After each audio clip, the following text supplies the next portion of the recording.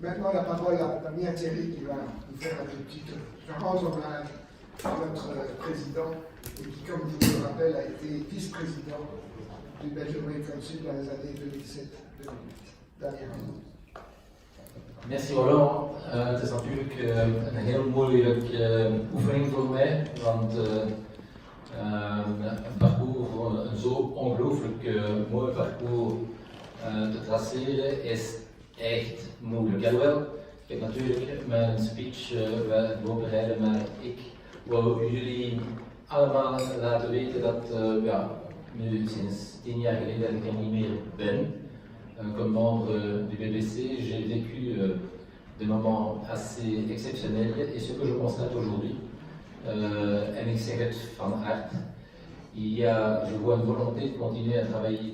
Beste academici, dames en heren, allereerst wil ik de Belgian Brain Council bedanken om mij de gelegenheid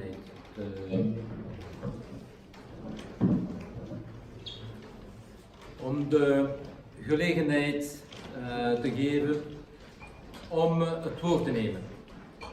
Als voormalig lid en ondervoorzitter, inderdaad, dat is geen grapje, het is wel, ik ben inderdaad ondervoorzitter geweest tussen 2007 en 2008 van onze organisatie. Je voudrais commencer par excuser le professeur Brocci, par ailleurs un ami, qui est retenu par ses obligations politiques. Il est vrai qu'en sa qualité de président du Sénat, son agenda est encore plus chargé que le mien, mais une chose est sûre, c'est qu'il aurait bien voulu être des nôtres aujourd'hui et il m'a demandé de bien vouloir l'excuser. Vous l'aurez constaté, la neurologie, la psychiatrie, voire la neurochirurgie, professeur Brocci, peuvent mener à tout, tant au niveau médical qu'académique ou politique. Ceux d'entre vous d'ailleurs qui désirent changer d'orientation après leurs états de bons et loyaux services en neurosciences peuvent prendre contact avec Jacques Brocci lui-même, c'est ce qu'il m'a dit, pour qu'il leur donne la marche à suivre. Mais bien entendu, la démarche politique citoyenne n'est pas sans risque et probablement qu'on verra, ou en tout cas on en aura la confirmation après le 26. Mais s'il y a bien une chose dat ik vandaag vastgesteld heb, dat is dat de debatten dat wij hier hebben binnen de Belgian Brain Council zijn gemakkelijker dan wat het gebeurt op parlement. Ik zou graag deze gelegenheid willen benutten om kort terug te komen op de ontwikkeling van de VZW-BBC, die, zoals sommigen onder jullie zich misschien herinneren, in 2005 werd opgericht op initiatieven van Jean Schoenen, die er toen in slaagde om de Belgische Vereniging voor Neurologie te overtuigen 90.000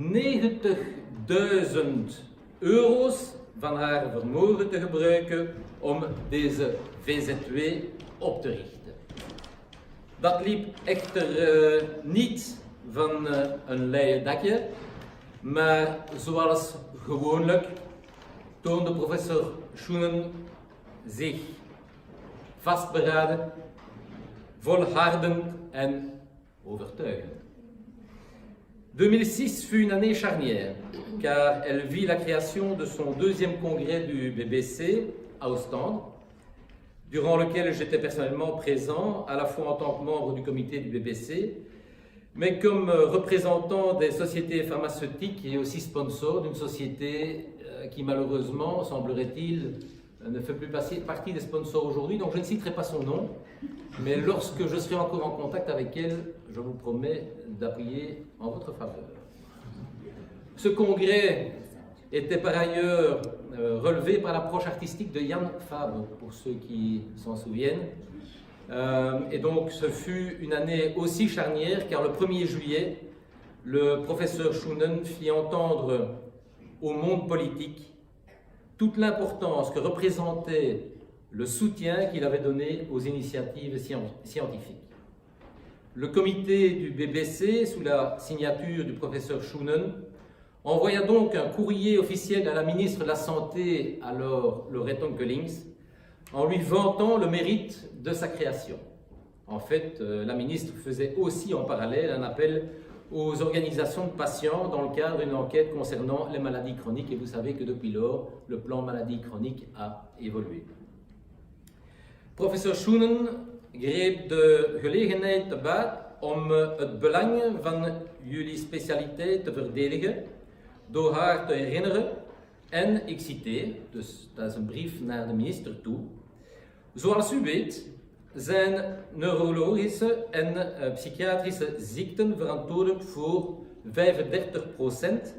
van de totale invaliditeit teweeggebracht door menselijke ziekten en het zijn meestal chronische aandoeningen. De Belgian Brain Council, een federale VZW die we 2 jaar geleden hebben opgericht, wil het platform zijn dat de uitwisseling tussen wetenschappelijke verenigingen, patiëntenverenigingen en de industrie bevordert. De BBC heeft reeds een epidemiologische studie uitgevoerd naar de kosten van de hersenziekte in België.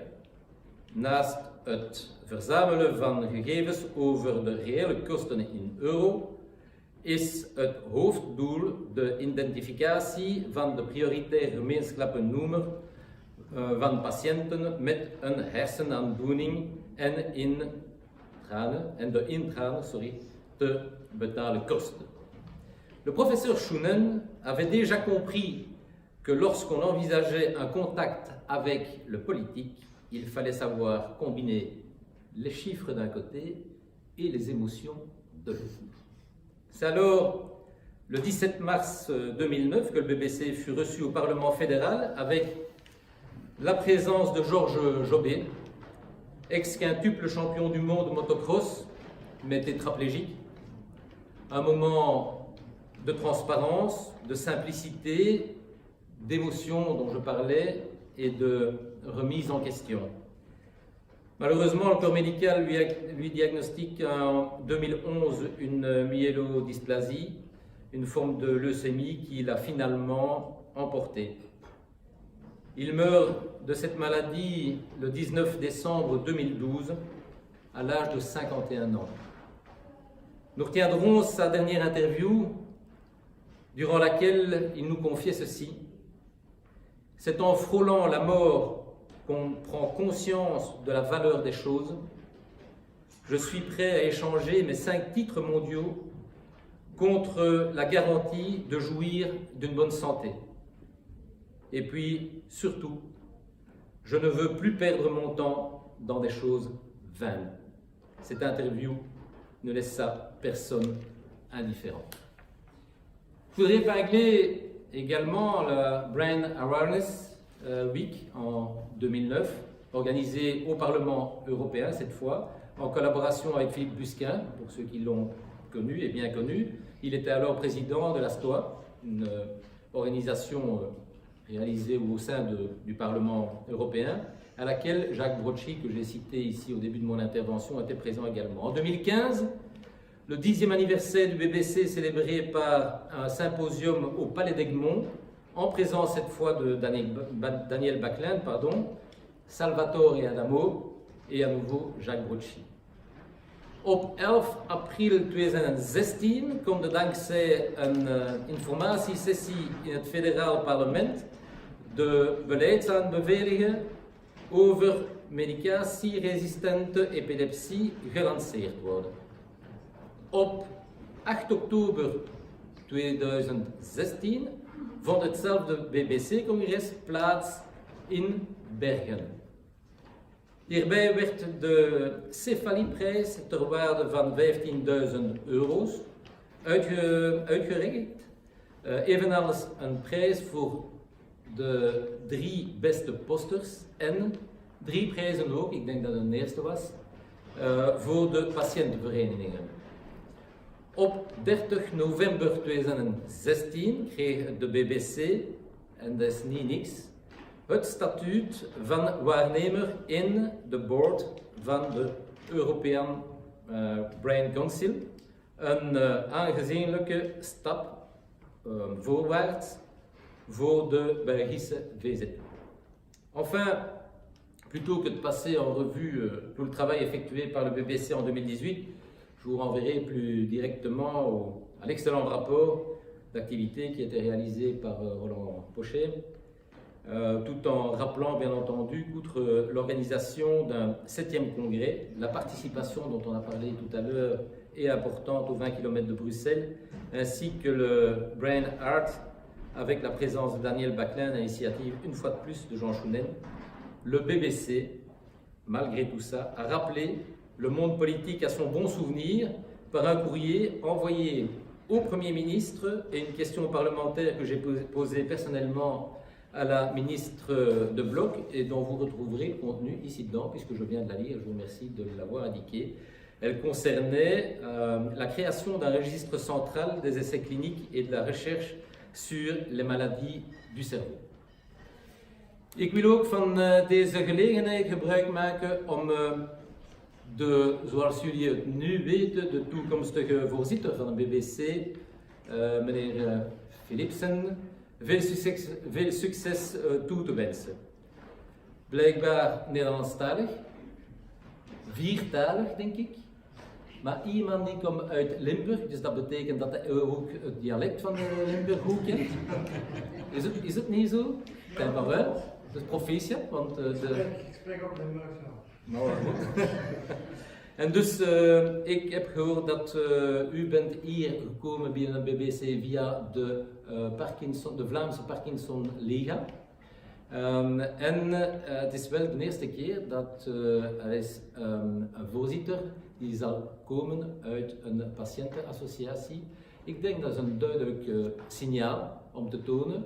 En dankzij, weet ik, de ervaringen en tips van professor Schoenen om te tonen dat de BBC is een heel belangrijke initiatief, maar die met iedereen moet tellen. En dus de samenwerking tussen de verschillende associaties, de artsen en andere mensen die van goed wil zijn, dat is een bewijs om te tonen dat dat moet samen verder gaan.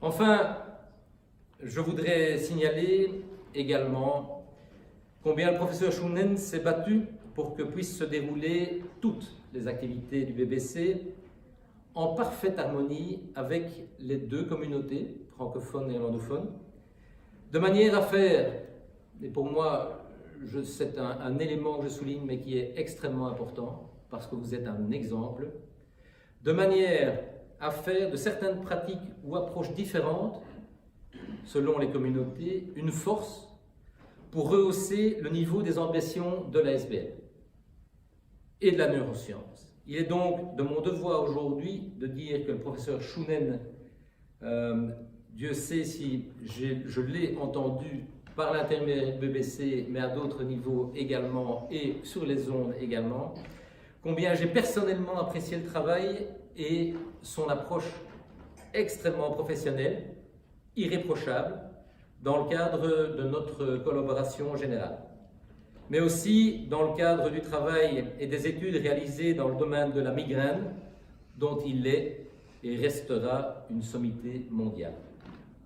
Voilà, c'est sur ces quelques mots plus personnels, mais qui viennent du fond du cœur, que je refais mon intervention tout en remerciant encore profondément le professeur Schoenen pour son investissement dans le domaine de la neuroscience, particulièrement dans le domaine du BBC. Et la seule chose qui me reste à dire, c'est longue vie au Belgian Brain Council. Je vous remercie.